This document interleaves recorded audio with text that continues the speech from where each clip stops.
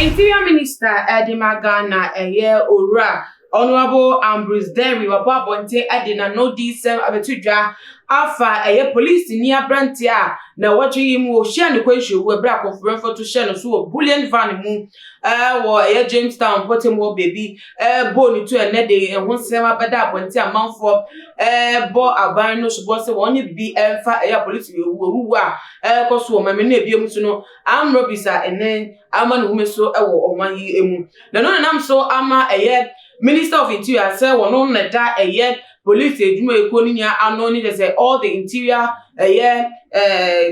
interior institutions no anontinese say no na owo kwan so be kasa de afa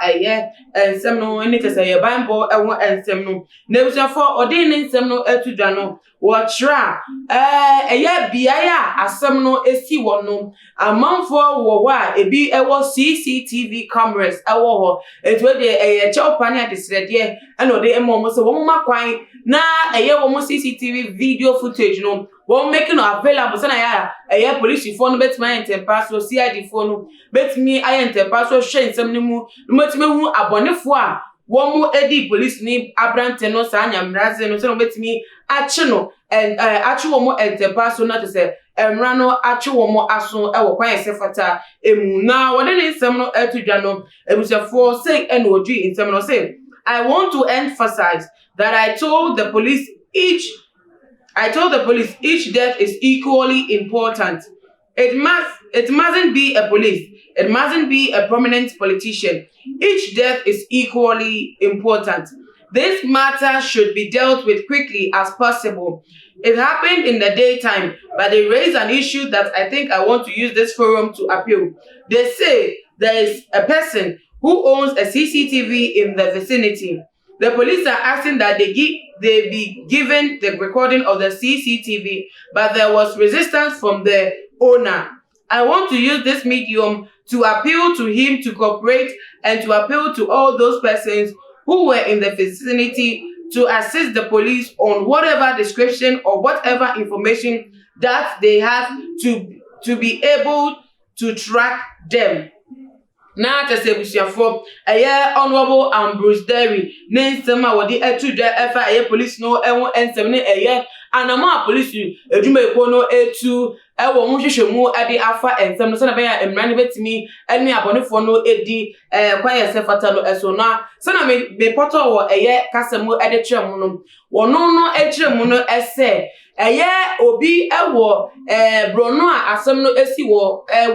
Jamestown wono no obi wo hodoma so wo CCTV camera ade setimi capture area na asem no esi wo so no na akwete the police for wo say wo mo ekoji footage no so na be metimi go through the videos no after the one play ho ammo kwan center no na wo de chopper de betru nim so be ya mo makwan na so mo corporate ni tichu mantem of no corporate na ebusiafo ensem bia o so betimi aka say description of amount for mu mo ewe mu a wo mo enke wo mo betimi dia to da say na be boa ama nhwemu no a wo mo no o metimi ni tempa so no ma che nipa bonifo we na no na amount for ka say na da bi o Ghana ha say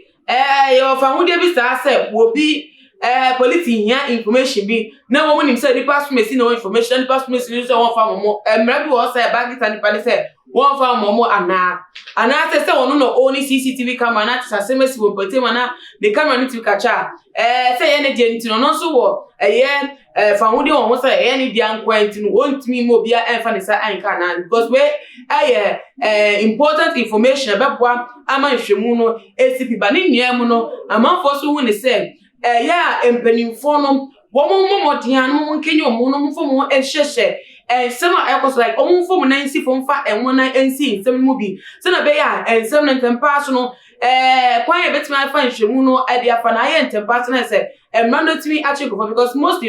issues we esia ensem ne paja no so bese na otu bako mienu chi na se ensem na te akoda afere enya asem bimba we isu de premium no atoso eno na se ba be jane sa de na se ba ko the order of the day amanfo edi wo ho ebeto sa anyama no say police for kwakuom kwapa hwento obi anya ohwe na say toa no meto aso edi sa bone no ato aso na say emwa ema o mayi police edumekwo kwapo no amanfo ko ndopo say wo mo ejoin ba ni niam no ye bebo mpedifo abaso say according to a report ebeto odwa no Bank of Ghana so any banks ahodo na kasa say ente paso so mo so bunye hihye de say edwumayefo a womomo etna Bullion van mu ebinum womomo ahobambo anyam akade a bebo mo eban ena biom so no womo Bullion van na womo edi esene womo sika no film mantem komantem no womo so bo modia ape bulletproof ones a eno no obi etimu bi no otu akwa ne nkwa enkoda ensayem se na akowie police ni General Corporal Emmanuel ni wo ya jode yi ebeto odwa no abinti na efe ensema abeto odwa eno no amanfo say na police for afa ensem na wo ma hya sema kenyo mo nhwima te say ye wo nua na hu hia mo nti no sa kwa no so na ese amanfo fraud de so anasa amanfo fraud de so no ese wo mo enye ne sa kwa no so na be ya ene Ghana ha ensema ekoso ahodo ene bole sema ma ne hu meso ene obi beti aboto wa yeku obi wa ase no eno so pasho mo ye no so sa na ese sa emsemo ne no eto axe enye sa de ase de biada wo mutu wo mu de ebi mu de ajeje mu no mu de ndo mu fan serious a amanfo bedwen say emra bia eni adwuma awo man na say emra na nkofo be fa ade ato mo ensa ene sa akwa no so na nti ebusuafo ensem no de abedu na me de asom mo na meja ade amam sa mo nso ma dwen fa ho no mo de na mo fa mra emeto ye ewo comment section ho na bi on to mo share video way on other social media platforms follow @TumaGH or Instagram Twitter so @TumaGH_